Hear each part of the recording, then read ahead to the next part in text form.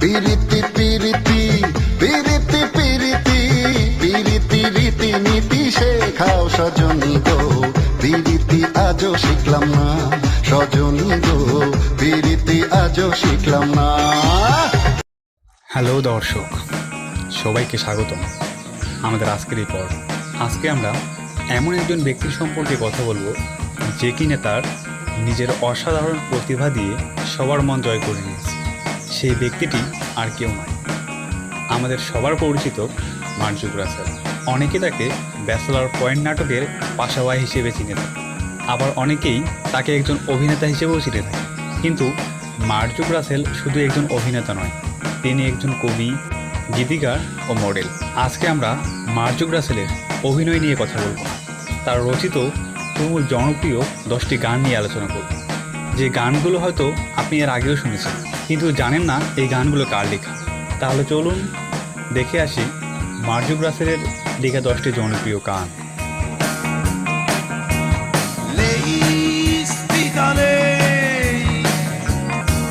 সাজিয়ে দেব, গুছিয়ে দেব ছোট্ট সুখের ঘর। 1 নম্বর, লেইস ফিতা লেইস। জনপ্রিয় এই গানটিতে কণ্ঠ দিয়েছেন নগর বাউল জেমস।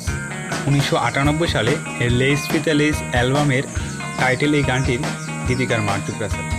এই গানের পিছনে ছোট্ট একটা রহস্য আছে, যেটা আপনাদের সাথে শেয়ার না করলেই নয়। মার্ক জুকরাসেল 1995 সালে গান লেখা শুরু করেন। সে সময় তিনি গান লিখে বিভিন্ন সুরকারদের দিতেন, কিন্তু কোনো সুরকার তার গান নেননি। 2 বছর পর তিনি এক বন্ধুর বাসায় যান। সেখানে গিয়ে জেমসের গাওয়া মান্নান মিয়ার তিতাস মলম গানটি শুনেন এবং মার্ক জুকরাসেল সিদ্ধান্ত নেন জেমসের সাথে সে দেখা করবে।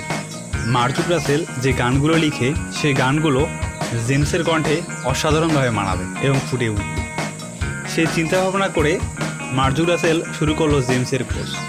লেখালেখির সূত্র ধরে সদীপ চৌধুরীর সাথে মার্ক জুকরাসেলের একসময় পরিচয় হয়। তার মাধ্যমেই সাউন্ড গার্ডেন স্টুডিওতে গিয়ে জেমসের সাথে সাক্ষাৎ করে। জেমস তখন লেইস ফিতা অ্যালবামের কাজ করছে। মার্ক জুকরাসেল সেই অ্যালবামের জন্য তার কিছু গান দেখায় জেমস এবং জেমসেরও সেই গানগুলো পছন্দ হয়। তারপর সেই অ্যালবামের জন্য হাউজি, বেদৌড় এবং রাখে আল্লাহ মারিকে গানগুলো লিখেন। এরপর 4.5 বছর জেমসের সাথে একটানা কাজ করেন মার্ক জুকরাসেল। এই গানটির মাধ্যমেই মার্ক জুকরাসেলের পরিচিতি পায়, অর্থাৎ সে জনপ্রিয়তা অর্জন করতে শুরু করে। আমিরা পাই হেইলা তুইলা হেইলা দরবার নাচায় আমিরা পাই। 2 নম্বর, মীরাবাই। জেমসের গাওয়া আরেকটি জনপ্রিয় গান হলো মীরাবাই। মার্ক জুকরাসেলের লেখা এই গানটি 1999 সালে ঠিক আছে বন্ধু অ্যালবামে প্রকাশিত হয়। ওই সময় গানটি ব্যাপক জনপ্রিয়তা লাভ করে। মার্ক জুকরাসেল এই গানটির মাধ্যমেই একজন গীতিকার হিসেবে তার নিজের জায়গা পাকাপোক্ত করে নেয়। আজ থেকে আমি আর ভালোবাসবো না। 3 নম্বরে, ফু। পাস্ট ইজ পাস্ট, তাকে মনে রাখবো না। 2018 সালে আসিফ আকবরের কণ্ঠে গাওয়া জনপ্রিয় একটি গান হলো ফু। কষ্ট পুড়িয়ে শেষে উড়িয়ে দেব। এই গানটির কথা ও সুর মার্ক জুকরাসেলের করা। গানটির প্রত্যেকটি কথা যেন অসহায় একজন ব্যর্থ প্রেমিকের কথা বলে। যারা এখনও গানটি শুনেন না, একবার হলেও গানটি আপনি শুনতে পারেন, আপনাকে নিরাশ করবে না এই গানটি।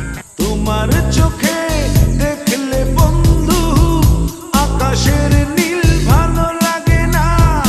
4 নম্বর, আয়ুব বাচ্চুর গাওয়া এই অসাধারণ গানটির গীতিকার মার্ক জুকরাসেল। গুরুর লেখা এই গানটির প্রত্যেকটি কথা যেন মেয়েদেরকে ইমপ্রেস করার জন্য। তোমার মুখে হাসি দেখলে জানে যে আমার ভালো লাগে না। অনেকেই বলে মেয়েদেরকে ইমপ্রেস করতে চান, তাহলে এই গানটি গিয়ে তাকে শোনান। একটি নাওয়ে দুটি পাখি প্রেম যমুনার কূলে, হাওয়ায় হাওয়ায় উড়বো দুজন দুঃখ ব্যথা ভুলে। 5 নম্বর, প্রেম যমুনার কূলে। জেমসের গাওয়া আরেকটি অসাধারণ গান হলো প্রেম যমুনার কূলে। এই গানটি লিখেছেন মার্ক জুকরাসেল। অসাধারণ কথার এই গানটি আমার কাছে সত্যি অনেক ভালো লাগে। গানটি না শুনে থাকলে অবশ্যই গুরুর এই গানটি আপনার জন্য অপেক্ষা করছে। ভাষা আন্দোলন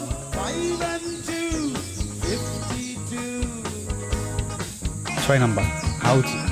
হাউজি নামে শিরোনামের এই গানটি গেয়েছেন গুরু জেমস। মার্জুক রাসেলের লেখা অন্যতম গান একটি হচ্ছে হাউজি।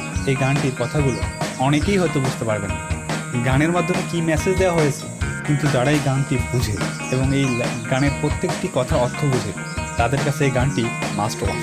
তুমি আমার, তুমি তাহার, সবার বাংলাদেশ। 7 নম্বর বাংলাদেশ নিয়ে লেখা সবার বাংলাদেশ। গানটিতে কণ্ঠ দিয়েছেন আসিফ আকবর। মূলত ঢাকা শহর ও বাংলাদেশকে নিয়েই এই গানের কথা। বাংলাদেশকে সুন্দরভাবে প্রেজেন্টেশন করা হয়েছে এই গানটি। ভালোবাসা কম জানে, বেশি জানে ছলনা ললনা। 8 নম্বর আয়ুব বাচ্চু গাওয়া ললনা গানটির গীতিকার মার্জুক রাসেল। এই ললনা গানটি মূলত মেয়েদের ছলনা নিয়েই লেখা হয়েছে। মেয়েরা কতটা ছলনাময়ী হতে পারে সেই কথাগুলি তুলে ধরা হয়েছে এই গানটিতে। আমি তো প্রেমে পড়িনি, প্রেম আমার উপরে পড়েছে। 9 নম্বর আমি তো প্রেমে পড়িনি, প্রেম আমার উপর পড়েছে। অর্থাৎ যারা নতুন নতুন প্রেমে পড়ে তাদের মনের ফিলিংসটা কেমন। একটা ছেলে প্রথম প্রেমে পড়লে তার মনের কথাগুলো মূলত এই গানটির মাধ্যমে প্রকাশ পেয়েছে। আমি তো প্রেমে পড়িনি, প্রেম আমার উপর পড়েছে শিরোনামের এই গানটিতে কণ্ঠ দিয়েছেন আয়ুব বাচ্চু। দুঃখ ওড়াই এক তুড়িতে, স্বপ্ন পড়াই যত্ন করে। 10 নম্বর দুঃখ উড়াই। দুঃখ উড়াই গানটিতে কণ্ঠ দিয়েছেন নগর বাউল জেমস। গানটির কথা লিখেছেন মার্জুক রাসেল। গানটিতে মূলত এটি ব্যর্থ প্রেমিকের কষ্টের কথা তুলে ধরা হয়েছে। মার্জুক রাসেলের লেখা এই গানগুলোর মধ্যে আপনার পছন্দের গান কোনটি অবশ্যই কমেন্ট করে জানাবেন। কিন্তু দেখা হবে নতুন কোনো ভিডিওতে। সেই পর্যন্ত ভালো থাকুন, সুস্থ থাকুন। আল্লাহ হাফেজ।